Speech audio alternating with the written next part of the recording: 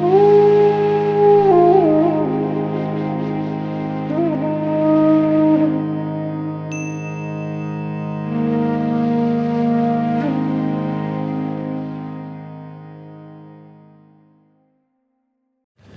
want to talk about recently Ramana's teaching of self-inquiry was really strong for me. And I kind of not got caught into this, but what was coming up, that he's talking about this I thought, which is not like a thought, just another I letter.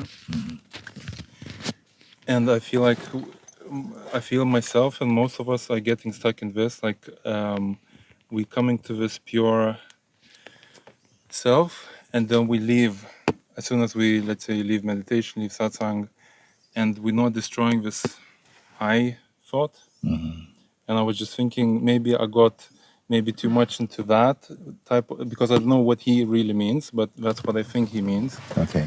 And then I feel like this is where I'm not destroying fully this I thought. I would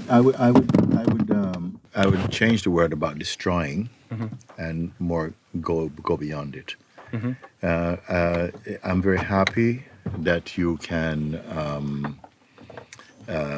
speak about the I thought, because a lot of people, I feel, they misunderstand what it means. For me, of course, Ramana's words, is Ramana's words, but what he meant by the I thought is the I person, the I me. And that I person is a thought believed in. We don't take it like that because most people have become so adapted to that the I thought, they don't call it I thought or the I me, the I self, the I person, is basically the foundation of our life in the world. It feels like that to people, Even when we talk about self-inquiry and so on, we can't escape from speaking about it from the position of the I thought, of the I me, the kind of sense of person. So it is the most difficult one to get, because it's like everything you see is permeated by the I thinker. Yes. The I thought is the I thinker, the one who's the thinking. So how do we proceed beyond to be more refined than the I thought? Is that the sense, intuitively we know the sense at a certain point, the sense I am operating as a thought is obviously knowable, meaning that it's perceivable. Most people don't realize that because they don't think about it. Because you can move through life and all of humanity accepts the I thought, the I person, as an individual reality. It's very normal and natural in our world mind, So as soon as you enter or you're called by, the attraction towards investigating into this, we can say, I can see thought, I can see my feelings, I can see the function of the body, I can see the world, all of it you can see. And the one who's saying, I can see all these, rarely can see itself, because the one who is saying this is the I thought, is the I me person, who is also functioning as a weakness also. Yeah, it's almost like a false, this word I'm going to use, like a false sense of self, false sense, because we feel like me. And may I say something? Because this I me also, it's deeply connected with the root consciousness. It's a blend of consciousness with its manifest identity as individuality. So nothing's actually separate from consciousness. But when the consciousness is in a state of personal identity, it's as though its reality starts there, its functioning starts there to itself. So I'm seeing the world, I'm reading spiritual books, I'm doing my meditation. It's still the sense I am that is also doing that, the I me or the I am, which you're pointing is actually the I thought or the thought I, the thought I am. Not the consciousness I am, the thought I am, which forms a sense of individuality, So that is the most, other things are more easy to discern. I can see my thoughts, my feelings, my attention, I can see that I'm perceiving things. All of this is still being claimed by the I thought, the thought I, me is doing that. It's also a weakness. And it is actually the first thought coming out of the I am, which is the beingness. The first shape it takes after is the I, me, the I person. Are you keeping up with me on this? Yes. So this is what happens through in satsang and in meditation. I get to this where there is no this false sense of I or I thought. There is no sense of the false I. Is that what you're saying? Yeah, like it drops and just. And so what remain is just natural consciousness. Yeah, it's just impersonal impossible consciousness. to like usually to suffer and stuff like this. When I bring my most difficult, let's say, issues in life, like nothing can affect in that state. This is how I check usually. I just bring everything what would trigger me, and in that state nothing can affect. But even here, you're referring to nothing. When I'm here, nothing triggers me. Yeah. So there's sometimes when the I is not there, the I is not sort of is not stable in that yet, because it comes back into the mind. Just even daily function. You got a family, you got a child, you got. Let's start with the very intimate, the most intimate relationships is with them, so that you have to function as a father or as a husband or an employee. So what are we to do about them? We can't curse them. They are the functions of consciousness in its expression as individuality. Individuality is not necessarily ego. You understand? We can take it with a moment to look at that, the sense of individuality, because Sri Ramana Maharshi had a particular fragrance in his personal expression. Sri Nisargadatta Maharaj has a different one, more fiery, more blah, blah, blah. So consciousness doesn't resemble consciousness in its expression. It resembles individuality in its expression. But behind that expression, they didn't mind. They don't say, oh, we should all be like the standard is that basically nobody exists here. They didn't say that. What happened is that the I person, by investigation, merges more back into the root, and the root becomes established. But it doesn't say it gets rid of the sense of individuality. It's just different. When the I am as a person is not questioned, it stays at the level of I am personal. So this individuality is not the same as I thought what Ramana would refer. The thought I can still be there, but it doesn't have the dominance. Right. It doesn't have the blinding power when it is questioned, and it questioned repeatedly with devotion and with love and intention, and just gradually wear away what I would call the hypnosis, the strength of the I, me, gets resolved back into I am, because that's what it really is. When you say you get the feeling I am, it's actually consciousness, but mixed with the mind, mixed with the strong conditioning, force of conditioning over many lifetimes that held onto the idea I, me, for a very long time. So it's very subtle. It's not that suddenly bang and then it's finished. And then what remained is just the consciousness. The consciousness didn't drop the body. Why didn't it drop the body? The body is not the problem. The body is an exercising tool for the introspective consciousness. It also didn't stop seeing relatives. You see, relatives can be there also. Family can be there. All these are there. They don't refute that, because if they did refute that, nobody would be interested in going beyond the person. And even if you study the master at close range looking like that, seeing that they still function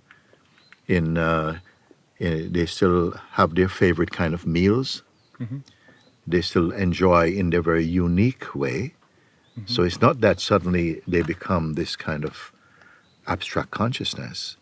That they're more rooted. The troublesome I am as a person gets more rooted in the I am presence, and even beyond I am presence into absoluteness. It's all there. So, and that is truthful, because if it wasn't truthful, it would mean that God has trouble with his manifestation. It cannot be like that. It's just at different layers of identity, the soul moves out into the realm of multiplicity, diversity, uniqueness, pride, differences. It's still the I am in its manifestation behave like that. It's the I am in its manifestation that takes animal body or bird body or human body and so on, depending upon its evolutionary urge. But the beings are not necessarily conscious of that anymore, because the strength of the I, me person is so strong. So it identifies very strongly in its species association for a while. So however complex that may sound, the guidance is actually very simple, which is to continue that whatever, and I would put this as one of the highest guidance, whatever can be perceived, okay, is not to be destroyed. It's only to recognize that it is an object of perception. And as we revert and pull back, gradually comes into view the most deeply associated phenomenon, which is the I, me person, also floats up on the screen. That is coming to the one later. Which says, I'm perceiving this, I'm perceiving that. Yes, it's still consciousness, you see, because and that's what happens, because it's still also experiencing as conscious, but consciousness plus individuality, consciousness plus ego, consciousness plus attachments for a while, but it continues to get more and more refined until gradually it recognizes somehow, without duality, that actually I am not anymore an object, but the object is still there. And it's good that the object is still there, because the object becomes a vessel through which God expresses. Even when there's thick Maya, it's still God behind all of it, Yes. So awakening is just awakening from the individualized, proudful, fearful form of consciousness in its personal manifestation. As it recedes more deeply, it merges again and becomes awake to its original nature. That's the first step. But even this awake to its original nature still functions mentally for a bit. This is why. And this is where vasanas are important to kind of, they need to fall off. Well, it's not that they actually fall. We can use words that they fall off, but it's just that they in a way, they lose their grip. Yeah. Because ultimately, they're not real. They don't exist. They only exist in the mind and through the force of unquestioned conditioning. Because I imagine them as like some sort of tendencies we collected from lifetimes, Yes. our lifetimes. And I feel if I still have some of them, I need to kind of concentrate on dropping them, reducing them. Yeah. To become reason why I say about not trying to destroy, because destroying retains duality so strongly. But when you can recognize something to be illusory, automatically the vision becomes more clean, empty of identification, you see. Illusion means that. Illusion. So even though they are happening, but they're not. But they're happening. For whom are they happening? Is it personal or impersonal? Obvious answer for the person. Of course. But, so that's another indicator that the person is still. It's for the person that it's happening. The self does not complain about vasanas, although what we call vasanas, we call vasanas because they're troubling the entity. Later on, some of those functions are there, but we don't call them vasanas anymore. They're just the expressions of the consciousness. What we are becoming free from is the strong attachment and addiction to personhood. That's where the pain is created, not by the things themselves. And that's why on awaken, it doesn't destroy the things.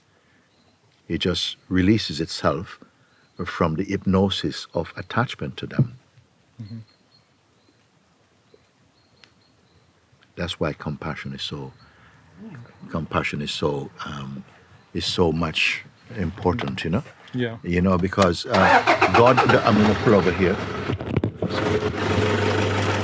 What I'm trying to really get across is that from the perspective of God consciousness, God hasn't created anything evil.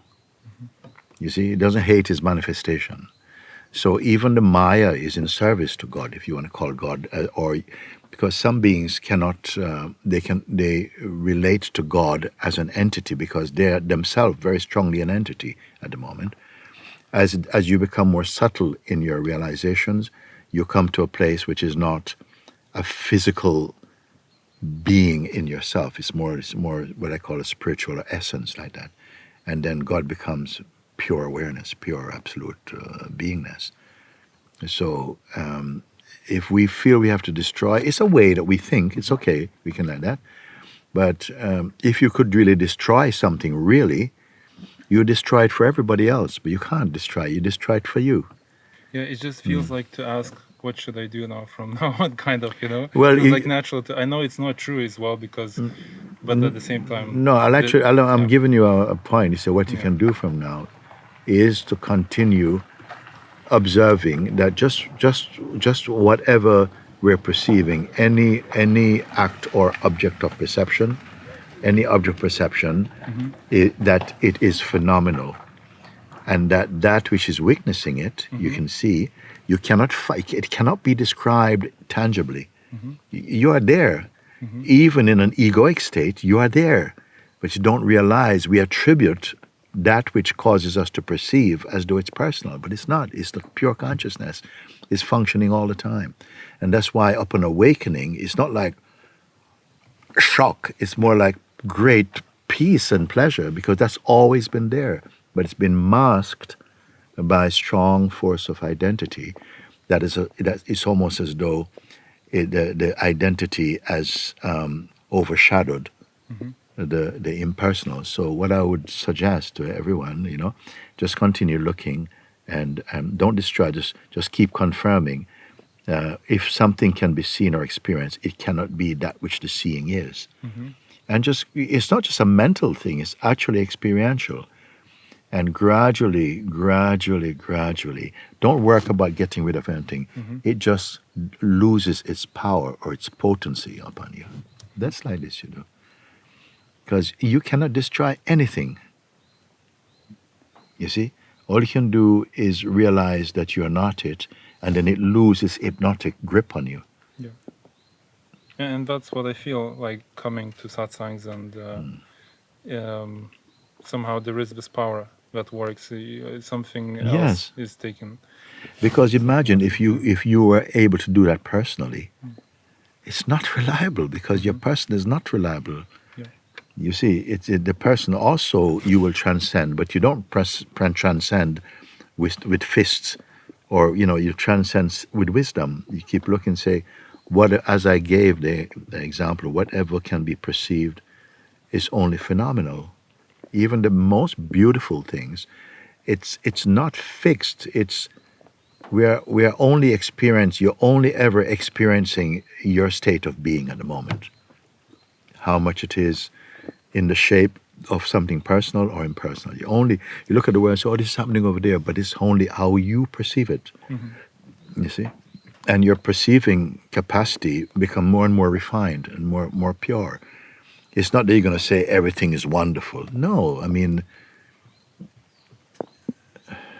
if God manifests things, the capacity for them to play good or evil is in that for a while. But as you grow, and the more you grow, coming back to your God nature, the more things are seen from a wiser way of looking, Because the way that the ego judges things is not the way they really are. Only when the eyes are opened up in the heart can they really be seen. Actually, what I'm sharing is actually everything in a bit of a nutshell. But the mind does not grasp it. If it is really grasped, right? Really grasped, it's like there's not much else to say. I mean, one keeps on speaking because question keeps coming, and it's okay. You can keep refining, and don't ever say, yes, I've done it or something. Just keep on thinning away in terms of the hardcore material that you believed all our lives.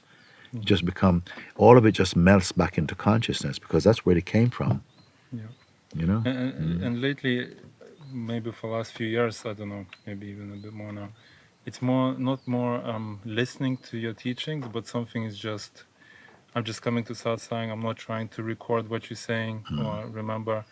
Something just shifts to this. It's more just being open. Yeah. You know, don't decide what not to listen or what to listen to. Just be present without any judgment so that you don't obstruct the grace of consciousness, you know, because we never know. Maybe sometimes out of nowhere, a clarity comes because a sound is heard or something happens. The more the consciousness become refined, and by becoming refined, it's not learning through the mind. It's like the mind is becoming more conscious impersonally. Not consciousness doesn't have anything to come give the mind to learn from the mind. The mind is issued out of consciousness and supported by consciousness. But consciousness is not fundamentally personal. It manifests personal, and personalities and good and evil and you and me and this and that and heaven and earth and life and death and all these things are manifested out of it. Just like from one author, a book with diverse characters are in this book, but all of them come from the one author, you know. So all the manifestations, not on the earth only, from all in the universe is coming out of the mind of God, you can say. But the Lord doesn't suffer his manifestation in the same way as we continue to contemplate these things, contemplate. Sometimes people say meditate, and sometimes they're thinking. But I say investigate or inquire, which means that you're constantly looking, and the way of looking is becoming more refined, more refined, more refined. It's not making shapes, it's honoring emptiness. And emptiness is not attractive to the mind, even from the seeking mind. It's not attractive until it takes the darshan of that silence. Then it kind of understands, but not mentally. It understands by integration. But whoa, so happy, so can't describe that, you know? It cannot describe that. The mind becomes like a mirror. Millions of things can be reflected in the mirror, but the mirror keeps nothing of them. You know, without the mirror, they cannot be reflected. And I call all manifestations a reflection, but it's a reflection in the mirror of the mind of consciousness. And that mind is subject to distortions due to strong individuality and the grip of individualized perception, you know. Maybe it's a lot of words I'm telling you, I don't know. Yeah, but as I said, like it's not anymore like just listening and hearing, but it's something is just synchronizing with you while I'm listening. Something like this. It's like mirroring, like you say, also maybe like that. Yes. It's every time it's more like this now. It can take many forms. It can take many forms in accordance to what it needs or what it wants. So don't cut off any support, you know. Sometimes it's like that. Sometimes it's a simple little thing like, being called to pick up a stone and move something. It's speaking all the time. I don't want to make it sound so complex. It's not complex. It's not complex because it's not built by thought. Thought is a more dense field. It's become more intuitive. And so you come into a kind of spontaneous existence that doesn't need to be explained. It's just, it's what it is. You see? Like we are moving in nature, and many things you see, you don't even know what they are. We don't know why they're here. But at some point you begin to understand, not with the mind, but in the beingness, the importance of each of them. But it's not a scientific importance. It's like a higher, just a higher understanding or something, you know. Good. Again, we use words and things. They are important for a time, but the words are just a manifestation of the silence that really is there. But the mind cannot understand. It's not say, not I can understand silence, but somehow the words emanate out of the silence. Consciousness is like silence, but mind understands silence differently from the silence I'm speaking, you see. Silence is not the absence of words. It's a deeper truth. Yeah. And now it feels like all these thoughts are not so strong when they come. Like, oh, maybe I should. Which way I should do this? Well, what does it mean? It doesn't mean. It doesn't feel so strong. Yeah. If you hold to, as soon as you come to the place of this inner being, when I say if you put anything in front of a mirror, it will reflect it perfectly, but it does not keep the image. But if you put two mirrors in front of each other, what will they reflect? You see, mind tries to think. You can't know that. But in the beingness, you know. It comes, I'm saying you know, but I see even the mind tries to understand that, but it's not like that. It's like, it's at some point you stop, you understand the need for the manifest, why it is there. It's not just a joke, it's not a punishment. It's actually perfect. Even in its appearance and disappearance, in its life and death, it's perfectly in order with the will of God. It's still perfect. But depending on where you're looking from and the maturity of the consciousness in its expression as individuality or personhood, there's always contamination, you see, because it's not the final understanding. But every point of understanding is important for that point. This is why I don't dismiss anybody at all. I say, okay, you like this and that and that. Sometimes we have any kind of arrogance or stubbornness, then it makes something more complex. But that entity has to experience this for a while. But all the journeys is back to emptiness. And emptiness is not a destructive, it is a sublime. It's not emptiness as the mind understands it. It's pure harmony, you know. All my things I say to anybody and everything is coming out of this emptiness. The emptiness is not key. It doesn't have a storehouse of knowledge. It can be flexible in any kind of way, whatever the needs of the moment is, you know. So, and it's very pleasing. We just had a gathering in Lisbon a while ago, and I came only 1 or 2 days before the retreat started to know that many people had never been in a kind of context like that before. And for a moment I thought, I wonder how that's going to be. But a deeper assurance is there, you know. And as it turned out, I found it very, very refreshing. People are asking from different standpoints. They can talk about their relationships or trying to find this or the children. It doesn't matter. It addresses each thing as was needed in that moment. And so it was an unusual satsang environment because some very high, I always try to bring it as high as it can go and no further, as high as this one can go, no further. But some allowed you, because they have the space in them, to go really refined. And yet I didn't see anybody walking out because of that. So, because everybody was receiving the kind of food that they needed, you know. And I like that. I like the diversity. I wouldn't go about choosing something, but it happened like that. And so something is conversant with all aspects of life. It doesn't need to plan or prepare. As a matter of fact, the more you are discovering in this, the less you feel to arrange anything. Everything just unfolding. I feel like, with my life as well is showing that as soon as I start arranging, trying to make things better, everything just falls We're coming apart. from the mind very often, no? Yeah. And you remember when I say the consciousness does not have any issues with the mind. It's functioning in mind. Like it's like you have 5 children, and each of them have different character and different needs. You can't say, okay, all of you must like this. No, the good parent find the unique flavor of each one and work with them. So with these simple paradigms, simple ideas, you come to see that no, just I don't try to get everybody to think what I think, because I don't have any body of thinking. The understanding has its own way, but each one in accordance with their capacity, you see. And I have to say I grew in that, because at some point I had a different view of it, you know. And always something is becoming more and more refined. I never say, oh, now everything is clear.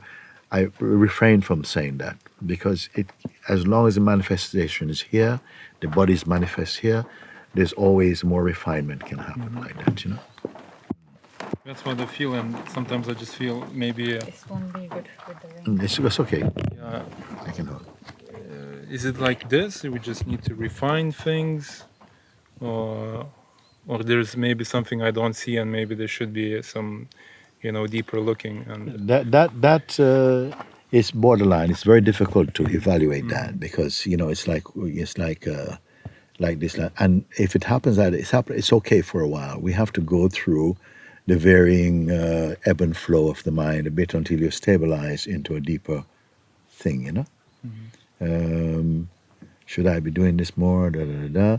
But the more you pay attention to the what is, and you're establishing the what is, those kind of irritating little ideas and stuff, they just got calm.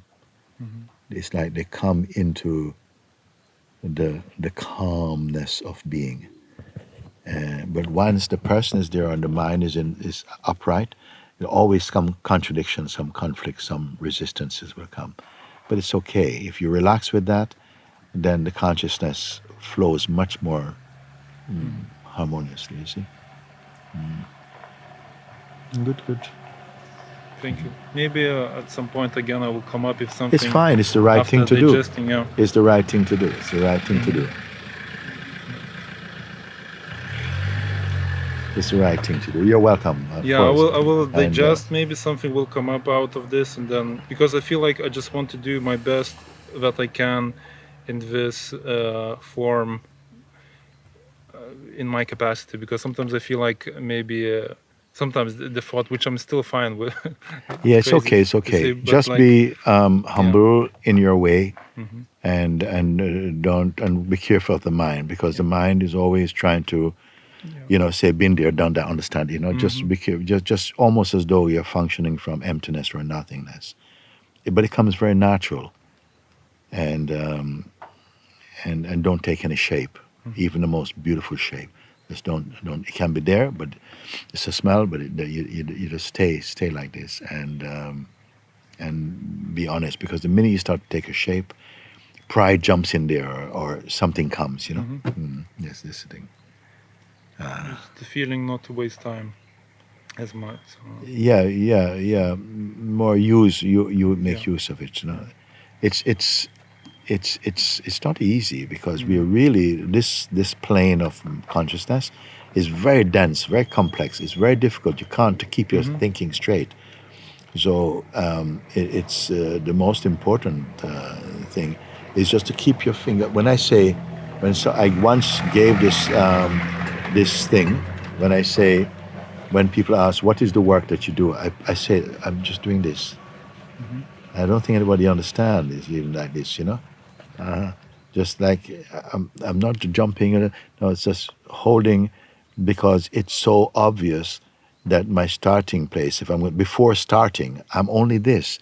My starting place is in the subtle hum of beingness, so watching that. And yet in my manifestation, I can move because I somehow in my body, I was born in a different culture, I move certain things, I like certain kind of food. I let that be. I let that be. I'm not defined by that. I'm not protecting this. I'm just not fighting with it. Just let that be because that's not a reading. Actually, my expressions will take on the fragrance of the deeper seeing, even though they may sound to be whatever it is. Like this. So I'm not trying to control how you look, what you eat.